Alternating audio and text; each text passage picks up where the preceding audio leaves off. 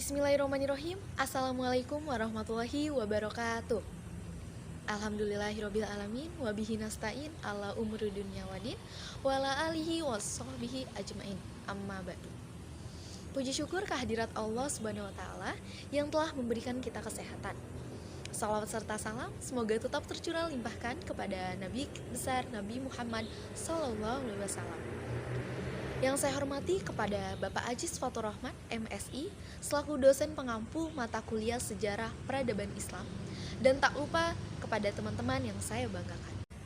Baiklah, sebelumnya perkenalkan, nama saya Sinta dengan NIM 211130174. Di sini saya selaku moderator jalannya presentasi pada kali ini.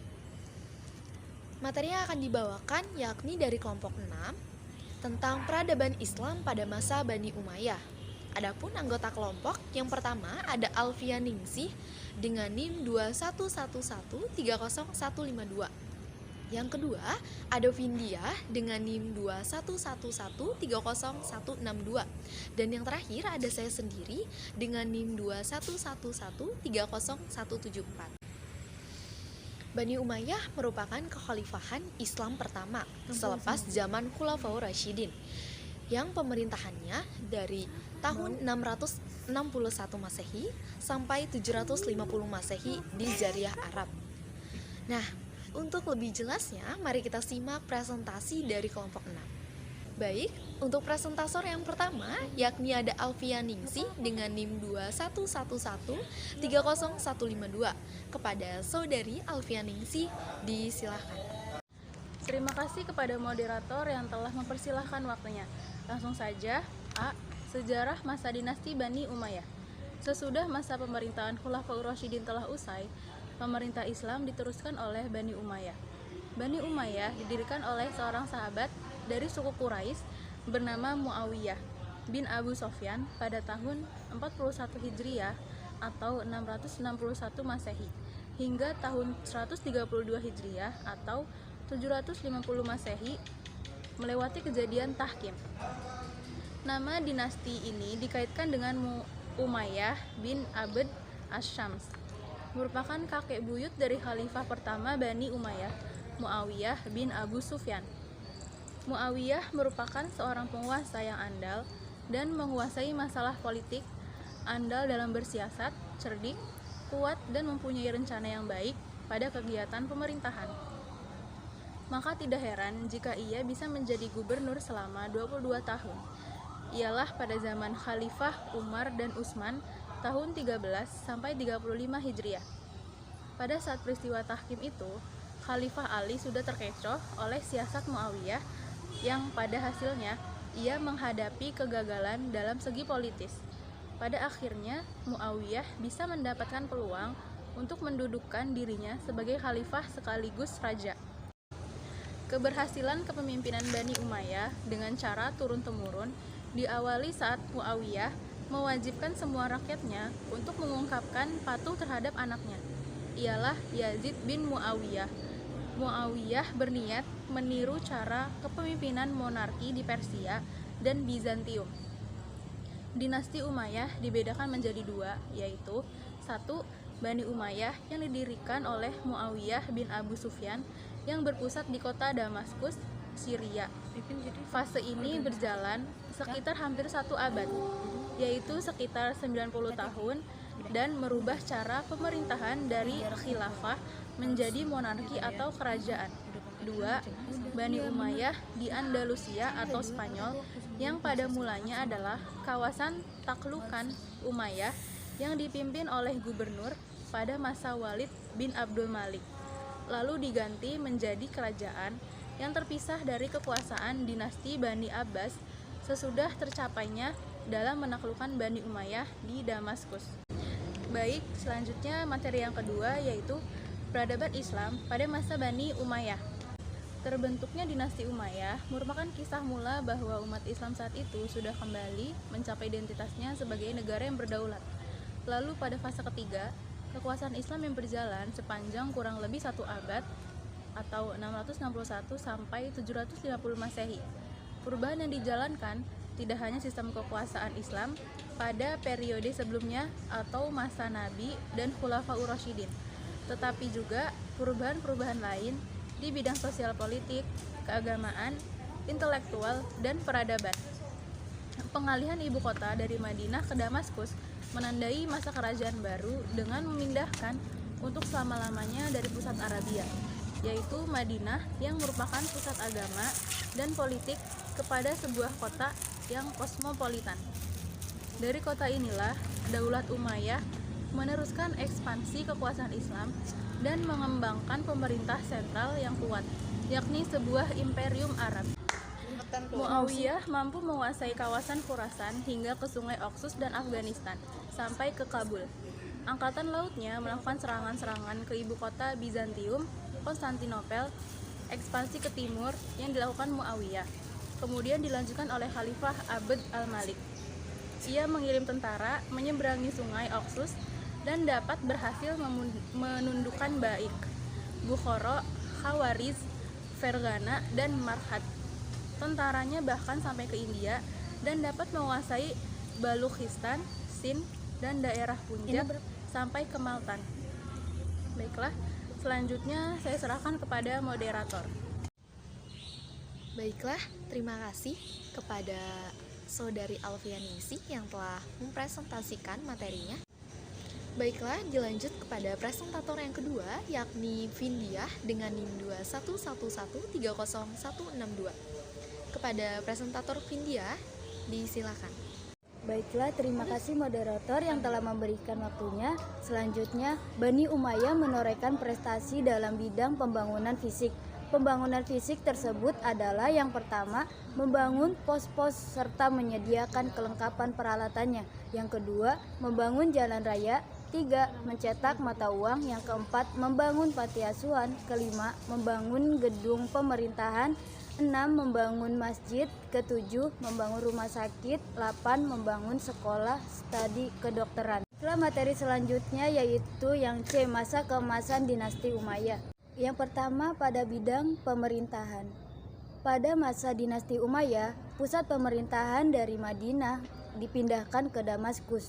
Keputusan ini berdasarkan pertimbangan politik dan keamanan, yaitu letaknya jauh dari Kufiyah, pusat kaum Syiah, dan jauh dari Hijaz, tempat tinggal Bani Hashim. Lebih dari itu, Damaskus yang terletak di wilayah Syam atau Syuriah adalah daerah yang berada di bawah genggaman Muawiyah selama 20 tahun sejak diangkat menjadi gubernur di distrik ini sejak zaman Khalifah Umar bin Khattab. Kedua, bidang hukum. Pada bidang penafsiran hukum, dinasti Umayyah membentuk suatu lembaga yang bernama Nizam Al-Qada atau organisasi kehakiman. Kekuasaan kehakiman zaman ini dibagi dalam 3 bagian sebagai berikut. Yang pertama Al-Qadi, yang kedua Al-Hisbah, dan yang ketiga Al-Nazar. Yang ketiga, bidang kemiliteran. Pada masa pemerintahan dinasti Umayyah, perkembangan militer bangsa Arab telah mencapai kemajuan yang signifikan dalam peperangan dengan tentara Bizantium.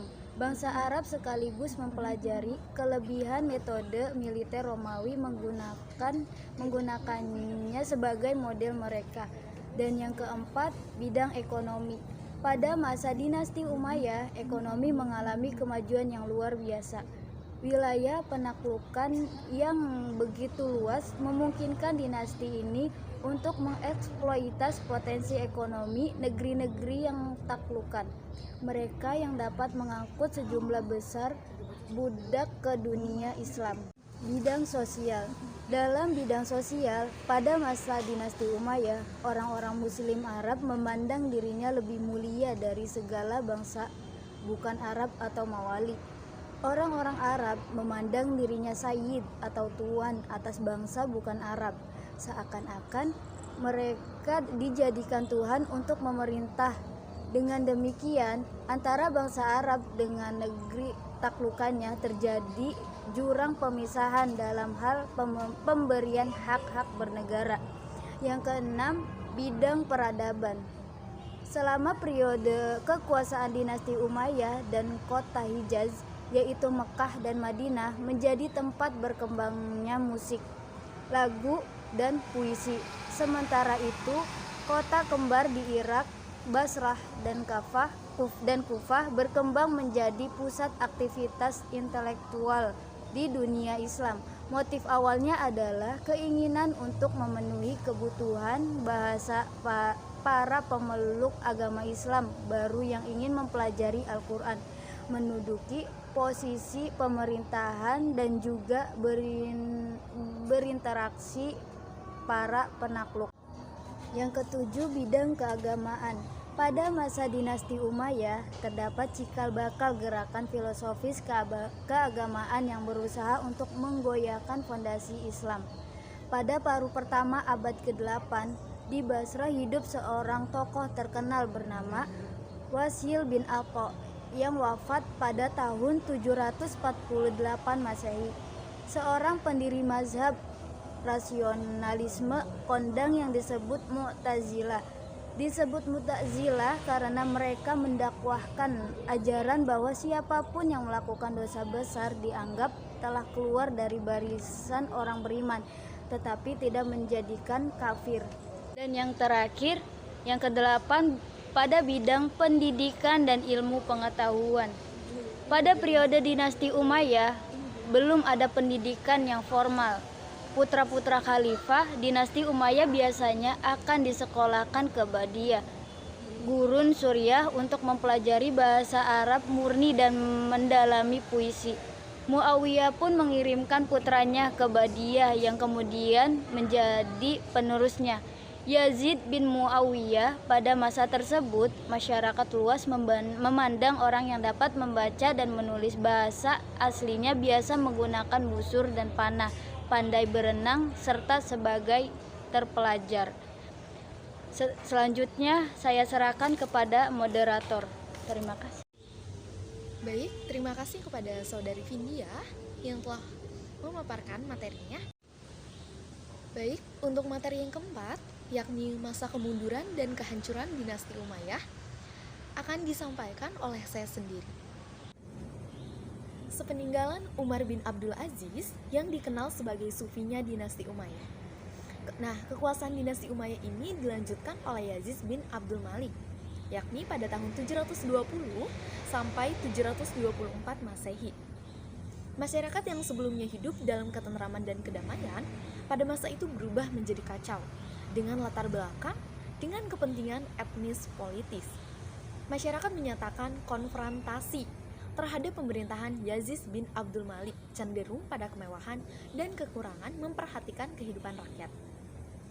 Kerusakan ini terus berlanjut hingga masa pemerintahan khalifah berikutnya.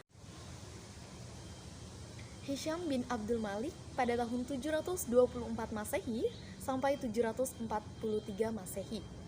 Bahkan pada masa ini muncul kekuatan baru yang pada kemudian hari menjadi tatanan berat bagi pemerintahan dinasti Umayyah. Kekuatan ini berasal dari kalangan Bani Hashim yang didukung oleh golongan Mawali. Walaupun Hisham bin Abdul Malik adalah seorang khalifah yang kuat dan terampil, karena gerakan oposisi ini sangat kuat, keduanya tidak berhasil memadamkannya. Selanjutnya, ada beberapa faktor yang menyebabkan dinasti Umayyah lemah dan membawanya kepada kehancuran. Faktor-faktor ini antara lain adanya permasalahan suksesi kepemimpinan. Itu yang pertama.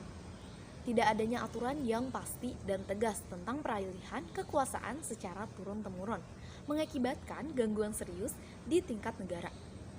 Yang kedua, potensi perpecahan antara suku, etnis, dan kelompok politik yang tumbuh semakin kuat menjadi sebab utama terjadinya gejolak politis dan kekacauan yang mengganggu stabilitas negara. Yang ketiga, sisa-sisa kelompok pendukung Khalifah Ali bin Abi Thalib yang umumnya adalah kaum Syiah dan kelompok Khawarij terus aktif menjadi gerakan oposisi, baik secara terbuka maupun secara tersembunyi. Tentu gerakan oposisi ini sangat berpengaruh terhadap stabilitas pemerintahan dinasti Umayyah. Yang keempat, Sikap hidup mewah di lingkungan istana merupakan salah satu faktor lemahnya pemerintahan dinasti Umayyah. Sehingga keturunan dinasti Umayyah tidak sanggup memikul beban berat kenegaraan ketika memperoleh kekuasaan. Nah, yang kelima, sebagian besar golongan Mawali, yakni non-Arab. Kelima, sebagian besar golongan Mawali atau non-Arab, terutama di Irak dan wilayah bagian timur lainnya, merasa tidak puas dengan kebijakan pemerintahan dinasti Umayyah karena status tersebut menggambarkan inferioritas di tengah-tengah keangkuhan bangsa Arab. Mereka tidak mendapat fasilitas di penguasa dinasti Umayyah sebagaimana yang diperoleh oleh orang-orang Arab. Baik, itulah presentasi dari kelompok 6, yakni tentang materi peradaban Islam pada masa Bani Umayyah. Kurang lebihnya mohon maaf. Billahi taufiq wal hidayah. Wassalamualaikum warahmatullahi wabarakatuh.